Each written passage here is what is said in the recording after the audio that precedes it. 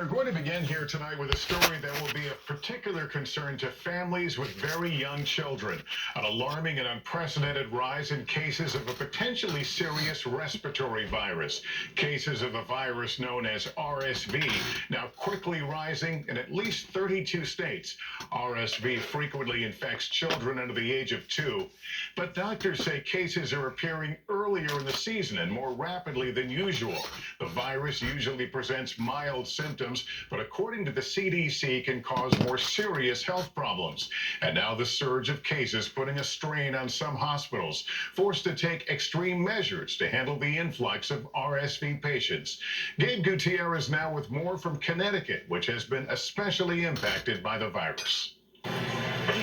Inside Connecticut Children's Hospital in Hartford, doctors and nurses are sounding the alarm. They're seeing an unprecedented number of children with respiratory illnesses. I have not seen this level of very quick increase in the number of cases with RSV, and certainly we have never seen it in this time period. The hospital's in touch with FEMA and the National Guard about putting up a medical tent in its parking lot as it tries to keep up. Respiratory syncytial virus, or RSV, usually causes mild cold-like symptoms. There's no vaccine for it. Infants and older adults may develop severe infections from RSV, like pneumonia, because their lungs are weakened.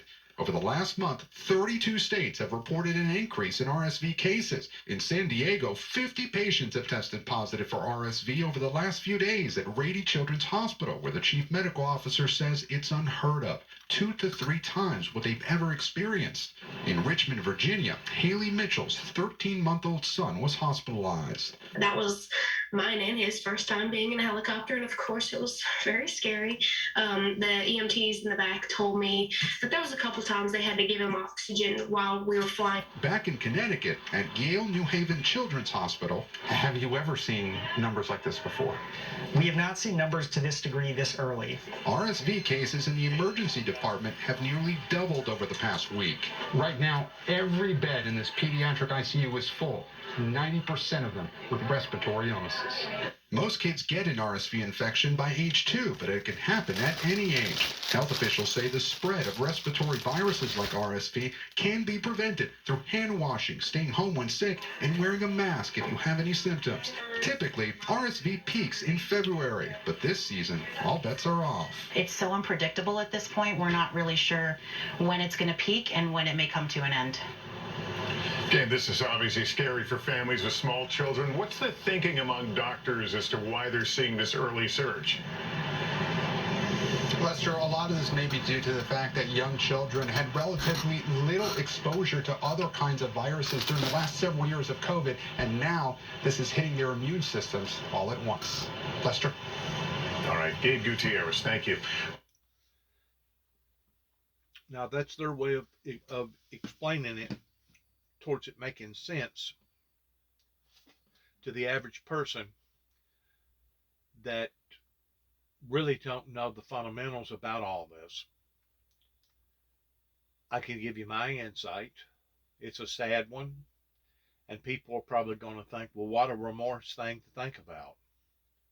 But I've said this before, and I'll probably say it again. The lucky ones in what we're going through is going to be the ones who have passed on before us. And just like the Bible, the scriptures talks about in the last days, Satan will rise up in great wrath, and that God will basically throw this planet off into a state of great sicknesses. That's what we're going to experience. We're going to experience all kinds of different medical problems with the young and the old. And as we do, just as the scriptures talks about, that as we shall see the days approaching, no flesh shall be saved for whatever reason, regardless whether it's famine, war, starvation, pestilence, disease, whatever, gun violence, that as you shall see the days approaching, no flesh shall be saved, but for the elect's sake, whom he has chosen, those days would be shortened. I personally believe that Lucifer, the Luciferian Lucifer, the wicked demonic spirit, God has allowed for it to come down in this sense towards bringing all these different types of diseases and hardships upon the humanity. And the Bible's very clear that Lucifer is out to kill, steal, and destroy. Um, he was a liar and a murderer from the get-go. And the fact of the matter is, all this stuff that we have recently been going through for the past 3 or 4 years, and this is just the beginning phases of all this. We haven't even come close to the tip of the iceberg yet of actually experiencing what we're going to experience. I heard the president this morning, and they may say something about it after a while. I don't even know that I'll record it, but he was talking, I think, somewhere up in Pennsylvania, and he was talking about how a riverboat, how bringing in barges, and how much that it was going to save money on fuel and drivers going up and down the road, and how much it was going to save pertaining to the H2 gases going up into the atmosphere, and you know, all those things sound good. They really do. But the fact of the matter is, this government has not realized yet the urgency of transfigurating from fossil fuel over to other types of energy. And until we do that, it's only going to get worse pertaining to the droughts and the deluges and everything else that's totally out of proportion right now. And as I said, and I'll continue to say, these hard things that are happening, just like the hurricane recently hit about 3 weeks ago down there in Florida, just like the maniac over there in Russia that's killing all them innocent people, these things are not of God. Not the holy, righteous God, but if God gives Lucifer a gateway, a doorway, in saying sick 'em, then we're basically on our own. We're on our own, and the bottom line is this. Ultimately, we're all going to die. Ain't none of us going to live through this thing. And rather than go through a great deal of pain and suffering, we're probably going to see a great deal of children that's going to be taken from this planet, because it's going to be the wicked and the adult society that's going to have to be punished, just like it talks about in Revelations, for 1,000+ years. This thing could not be any more critical as far as it being serious right now, regardless whether it be on this side of the pond or on the other side of the pond, or other occurrences that's happening as far as floodings or famines or pestilences or whatever. This thing is just now getting started, and we ain't even began to see the final analogy of all the sorrow that it talks about in the Bible. I know this. Well, you'll see it just. Well, shockwaves in Britain tonight. The sudden resignation of Prime Minister Liz Truss after just 6 weeks in office, and as Britain grapples with its own economic crisis. Molly Hunter is in London for us tonight. Tonight, a stunning announcement. Yet another British Prime Minister stepping down. I am resigning as leader of the Conservative Party. Once compared to Margaret Thatcher, Liz Truss leaving her post after just 44 days. Thank you. A longtime civil servant, now the shortest-serving prime minister in British history, following Boris Johnson's abrupt ouster. Yesterday, her rallying cry to Parliament. I am a fighter and not a quitter. And today, admitting defeat. I cannot deliver the mandate on which I was elected by the Conservative Party. Appointed by Queen Elizabeth just 2 days before her death, there she was in the final picture we saw of the Queen. Truss straight into the spotlight with an emotional tribute to the monarch. Britain is the great country it is today because of her.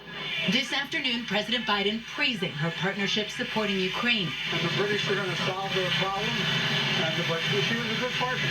Truss's downfall was swift after the markets rejected her sweeping tax cuts, tanking the British pound, spiking mortgage rates. Inflation is now over 10%. We just can't have this amount of turmoil. The country is really in the shambles at the moment. I'm actually embarrassed to be British at the moment, to be a Conservative voter. And with a cold winter looming, the British people face a cost of living crisis. Many just worried about heating their homes. I've seen the effects of cost of living, firsthand, prices going up every day. It is incredibly unattainable. Molly joining me now from London. Molly, when will we learn who the new prime minister is? Lester, the plan right now is for conservative politicians to put together a short list, possibly even including former Prime Minister Boris Johnson, who Liz Truss just replaced. Then the vote goes to party members. This country should have a new prime minister by next Friday. Lester? Molly Hunter, thanks. In Russia today, President Vladimir Putin. So what's causing all that? What's causing all the turmoil? Turmoil is being caused because of this guy right here. Poisonous Putin, that is adding insult to injury before the world had time to fully even begin to get over COVID, the pandemic. This guy here is basically causing the petroleum products to go up because now it's destabilized the markets. And just like him bringing fertilizer 3 times higher than what it was, and all these boycotts and this and that, it's just putting a strain on the resources, and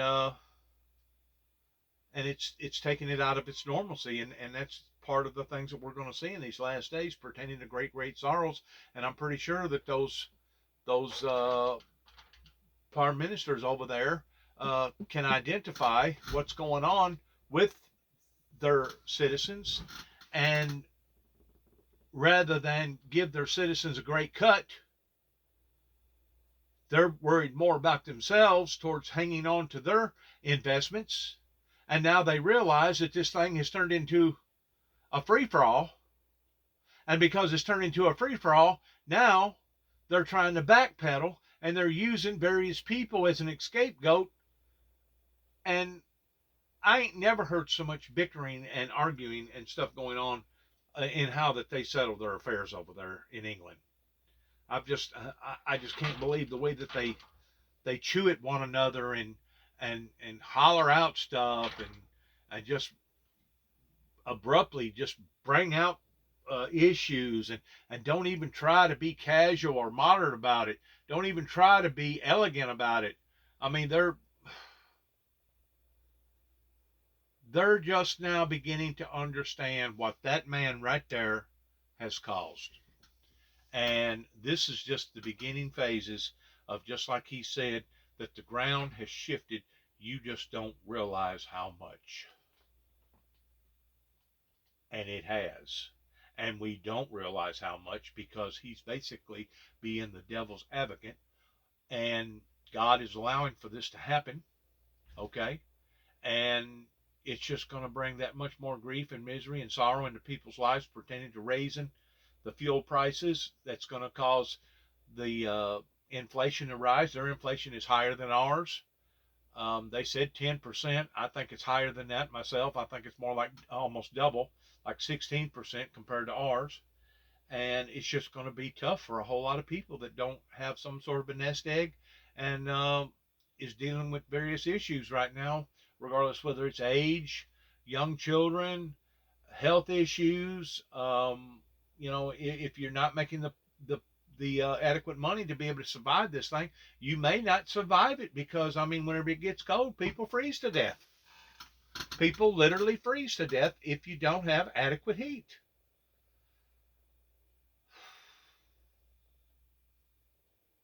It's really so sad.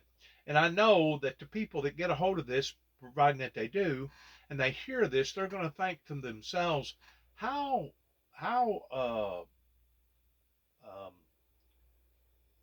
brutal of a person looking at society that way. But, if you really get to looking and analyzing the Bible, the structure of Jesus's message was to weep when they come into the world and to rejoice whenever they leave, indicating people's deaths. And I know that sounds frantically preposterous, upside down. I know it does. But that's the words of Christ, especially if those people that are passing into the other life has a relationship with the Heavenly Father, because they're promised, if they do, that this life will only be a stair step to the life to come, especially if they have accepted the Lord into their lives. I know this sounds difficult to accept, and I know some people that hear this are going to think this guy is really, really cold and brutal and callous and got a strange way of looking at things. Well, I'm just looking at it in the same perspective as how Christ looked at it. Christ looked at it and said, rejoice whenever they leave, and weep and cry whenever they come into the world. We here in America has had it turned around for several years. Now, I can remember back about 40 years ago or so, to where whenever the black race, more so than ever the white race, but whenever the black race would lose a member of their family, especially if they was old, they actually rejoiced and throwed a big party for those people. You didn't see no tears. You seen relief, because they finally got out of that situation that they was in. They was no longer having to suffer the way that they was suffering, and they was moving on from this life to the eternal life. But now even the black race don't even celebrate the death of people that way no more. And it's why is because we have been deceived. We have turned everything around in comparison to the way that we're supposed to look at things according to the teachings of Christ. We haven't even begun to see how much the ground has actually shifted pertaining to this madman that's doing what he's doing right now towards killing innocent men, women, and little children. Putin, who is under pressure over his new draft, visiting newly mobilized troops headed for Ukraine. Putin also firing several rounds of a sniper rifle at a military training center. Also tonight, the White House says Iranian military personnel are in Crimea helping Russians target Ukraine with Iranian drones used in those recent deadliest strikes. In New York today, a civil court jury cleared actor Kevin Spacey in a sexual misconduct case that dates back.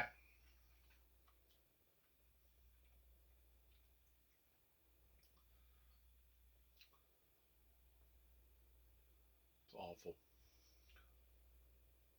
Suggesting that inflation is causing a big slowdown in the housing market. Some economists say a housing recession is already here. Tom Costello has that story. From the for sale sign in front yards nationwide, further evidence that red-hot inflation may be putting a chill over the economy. Home sales in September fell to a 10-year low, down nearly 24% from a year ago. A fast slowdown, with the Federal Reserve aggressively hiking rates to combat runaway inflation. A new loan on a 30-year mortgage now averages nearly 7.4%, a 22-year high and more than double where rates were a year ago, pricing many families out of their dream homes. In Arkansas, single mom Valerie Williams just bought her first home, but the higher mortgage rate is cutting into the family budget. It was a major adjustment from what I originally wanted and could afford to what I had to get just to make ends meet and still have a roof over my head. Higher rates are also blamed for cooling new home construction, down 8.1% from a year ago. Despite the slowdown in buying, there are fewer homes on the market. The tight supply has kept prices up.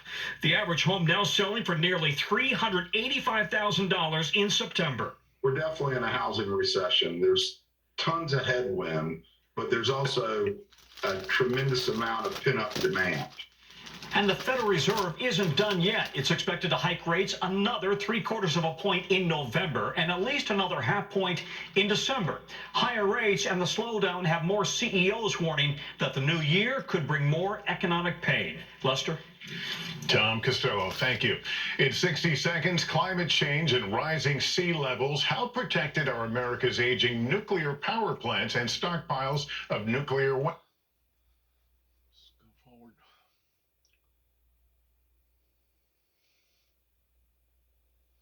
Need to get your A1C down? A1C down. Ask your healthcare provider about Rybelsus today. Back now with our NBC News investigation into growing concerns about the nation's aging nuclear power plants. Are they prepared for the ravages of climate change and for natural disasters like the recent Hurricane Ian? Cynthia McFadden with an alarming wake-up call. Tonight, the looming question. What if Hurricane Ian had moved 150 miles east and struck Miami? Might its 50-year-old nuclear power plant, Turkey Point, have ended up endangering the community it serves? You can't operate a nuclear plant if it's an island in the middle of a storm. Local environmentalist Rachel Silverstein, a marine biologist, fears Turkey Point is not ready and has challenged the plant's license. We're very concerned that Turkey Point is cutting corners and is not doing all of the assessments that it needs to do to run this plant into the future safely. But Florida Power and Light says it's more than ready, pointing out the plant withstood Hurricane Andrew, a massive Category 5, 30 years ago. Silverstein says that doesn't mean it could these days. Thousands forced to flee from the path of a radioactive leak. She points to a plant in Fukushima, Japan, hit by an earthquake and tsunami that left 120 square miles of land that may well be uninhabitable for generations. Greg Yatsko, the former chair of the Nuclear Regulatory Commission under President Obama, says Fukushima caused him to have a change of heart about nuclear power. We have to stop pretending accidents aren't going to happen. We have to be honest and talk about them, be candid about it. Especially as plants age. Most U.S. nuclear plants are already 40 years old, and nowhere in the world has one operated longer than 53 years. It's game over for this region if we get this wrong. And many are in increasingly vulnerable locations. Since Turkey Point was built in 1967, the sea here has risen 8 inches, and the pace is accelerating. And while its nuclear reactors are elevated about 18 feet above sea level, the massive cooling system highlighted in green, essential for maintaining the nuclear core, is not. Another concern, there's about 1,500 metric tons of radioactive waste stored right here next to the bay. We asked the Secretary of Energy, Jennifer Granholm, about that. When you look at the satellite images of where those are stored right next to Biscayne Bay, you kind of gulp and say, let's move them. Gotta move them. Yep. Gotta move them. But the Nuclear Regulatory Commission, whose chair was appointed by President Biden, has made no such demand. We pressed Secretary Granholm about where the nation's nuclear waste could go. There are some people who say, listen, you've got to solve the nuclear waste problem. Totally it's accumulated. Nobody's been able to do it. We're going to do it. You're going to look me in the eye and say, in the next 3 years, that's the hope, is that we will have a place identified. But for 4 decades, the Energy Department has failed to find a place to put radioactive waste, impacting power plants in 33 states. Meanwhile, the Biden administration has secured billions to prop up unprofitable plants nationwide. Do you look at the $6 billion for nuclear plants as a bailout? It's only going to those who aren't making money. Yeah, it's, I would say it is a form of a bailout, sure. It is a form of, let's keep these going. What's the plan about rising sea level? Yeah, I mean, if there is a danger with rising sea level, impacting a plant, the plant should be shut down. But the NRC is not raising the alarm about that either, saying sea level rise happens so slowly, it's not an urgent priority. Nor does the NRC require a test of the aging metal surrounding the nuclear core to confirm it's safe. Turkey Point hasn't done it for 20 years.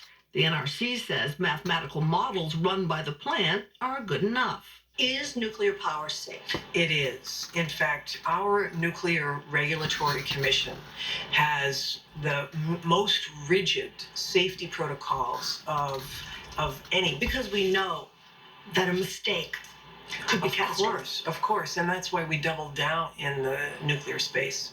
But many scientists say with climate change, it is no longer acceptable to rely on good safety records from the past. Turkey Point declined our interview request, but told us it is ready for natural disasters stronger than the region has ever seen and believes it can operate safely until it's 80 years old.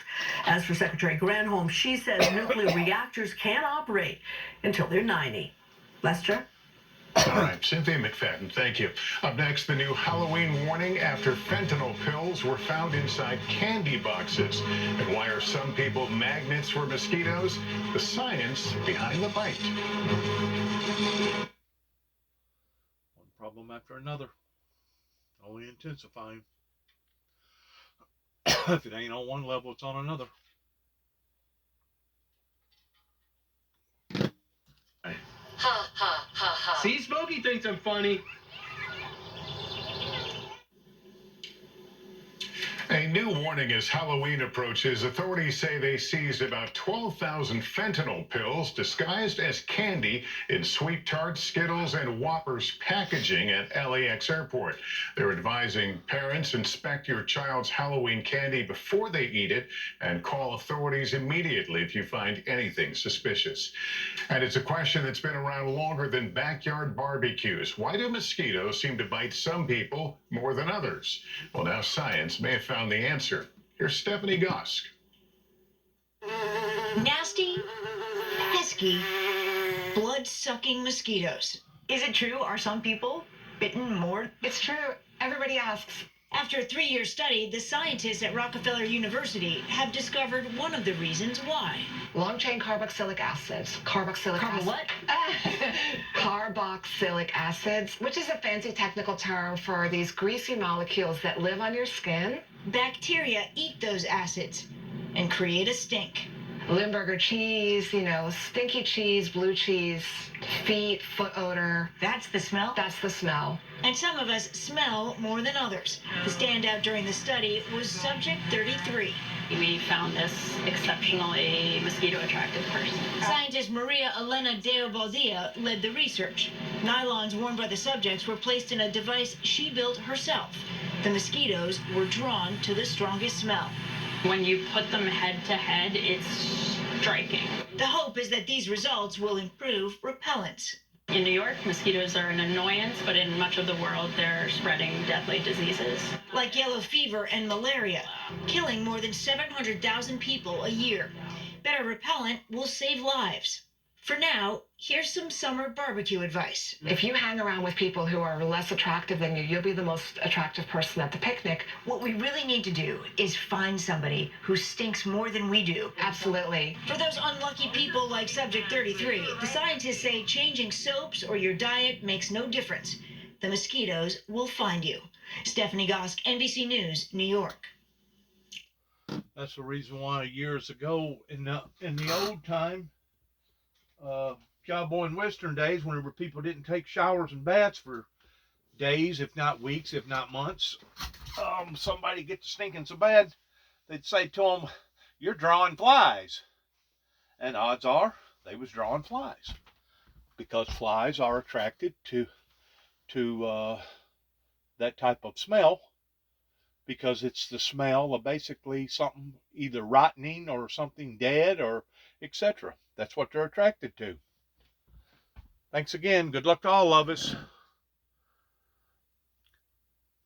Pray for one another. God bless America and shalom.